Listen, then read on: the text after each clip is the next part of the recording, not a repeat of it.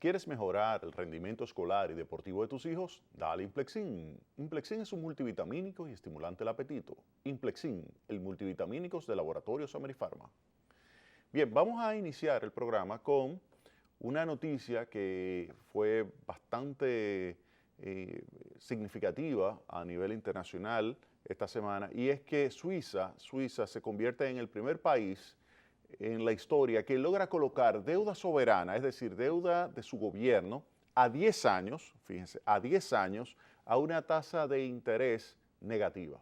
El primer país en la historia, vuelvo y repito, que emite deuda a 10 años con una tasa de interés negativa. ¿Qué significa eso? Que usted lleva 100 y por un periodo de 10 años lo que le van a pagar es una tasa de interés o un retorno negativo. Usted lleva 100 y al final va a recibir menos de 100. Eso es lo que está sucediendo. ¿Y por qué sucede esto en Europa? Eso está sucediendo por el hecho de que el Banco Central Europeo está inyectando una gran cantidad de euros mediante la adquisición de bonos. Está comprando bonos y al comprar bonos esto hace que el precio del bono suba y baje su rendimiento, es decir, baje la tasa de interés de las nuevas emisiones de títulos de deuda. Y así Suiza se ha beneficiado extraordinariamente porque logra colocar a 10 años, ya se había colocado previamente a 5 años a tasa de interés negativa, pero a 10 años tasa de interés negativa eso no se había visto nunca.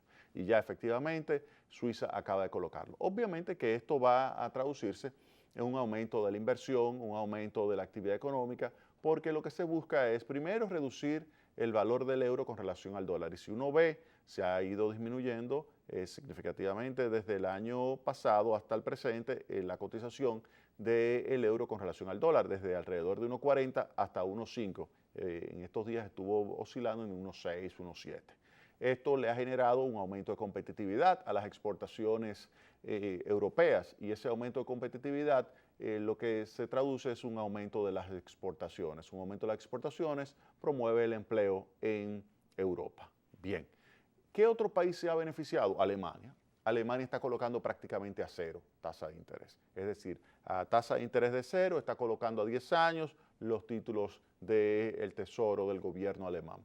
Y esto, imagínense ustedes el boom que le va a generar a una economía tan flexible, una economía tan poderosa, una economía tan exportadora, una economía tan competitiva como es la economía alemana. Alemania, que hizo su reforma en el mercado laboral, periodo 2003-2005, que eliminó una gran cantidad de restricciones, que es muy fácil emplear una persona, es fácil despedir una persona, es fácil emplearla en medio tiempo, es fácil, por ejemplo, usted necesita conseguir un trabajador por 3 horas, usted lo puede conseguir por 3 horas, lo necesita por 5 horas, lo puede contratar por 5 horas, 8 horas, 8 horas, no tiene que pensar en un salario mínimo, no existe el salario mínimo en Alemania.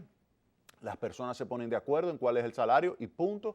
Claro, es una mano de obra altamente capacitada, es una mano de obra altamente productiva, es una mano de obra que obtiene muy buenos ingresos de su trabajo directamente del mercado laboral.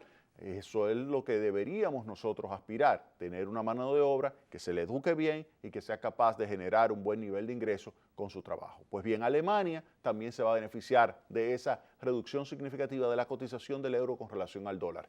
Esa reducción significativa de la cotización del euro con relación al dólar significa un aumento de la competitividad de la economía mejor en términos de sus capacidades de exportación que existe en el mundo, porque hay otras como por ejemplo Estados Unidos o China que pueden exportar en mayor volumen, pero en términos relativos la economía que más exporta es Alemania, de las grandes economías es Alemania, y esto obviamente que se va a ver apoyado con esta política del Banco Central Europeo de inyectar liquidez, generar una depreciación de su moneda y aumentar todavía más su competitividad.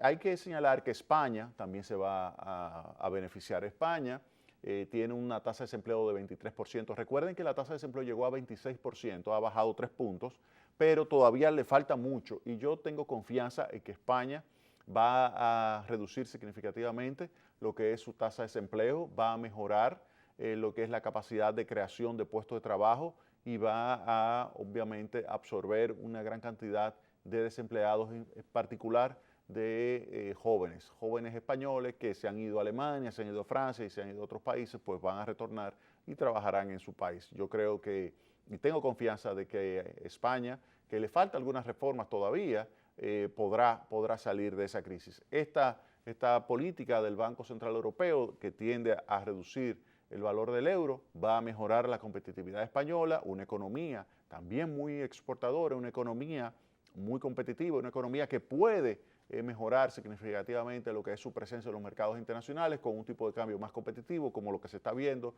en estos últimos meses en Europa, pues no cabe la menor duda de que saldrá también muy bien parada con estas modificaciones del tipo de cambio. Ahora, ¿qué otro país, un país latinoamericano, para que ustedes vean, también se está beneficiando de esa reducción de la tasa de interés en Europa? ¿Cuál país latinoamericano? México. México, que históricamente tuvo muchos problemas, por ejemplo, en los años 80, fue el país que detonó la crisis financiera, lo que se denominó la década perdida de los años 80 en toda América Latina. Pues México, que en 1982 llamó a Jacques de la Rosière, llamó el ministro de Hacienda mexicano, llamó a Jacques de la Rosière, que en ese entonces era el gerente general del Fondo Monetario Internacional, para decirle que no podía pagar la deuda. Pues hoy, oigan bien, bueno, en esta semana, hoy día, para traerlo del 82 hasta el presente, pues México coloca deuda, oigan bien, a 100 años. Deuda a 100 años. Es decir, es una deuda que va a pagar dentro de 100 años México a los países que adquirieron esa deuda. Es decir, que México hace una emisión de deuda soberana con un plazo de vencimiento de 10 años. ¿Y cuál es la tasa de interés? Una tasa de interés del 4.5%. Claro que es atractivo, 4.5%, pero ya es una tasa que ya México tiene seguro que va a estar pagando 4.5% por 100 años por esa deuda. Y esto es algo también muy interesante porque le permite a México pues programar de aquí a 100 años lo que va a ser el pago de esa deuda. ¿República Dominicana se ha beneficiado de eso? No, pero ¿pudiera beneficiarse? Sí.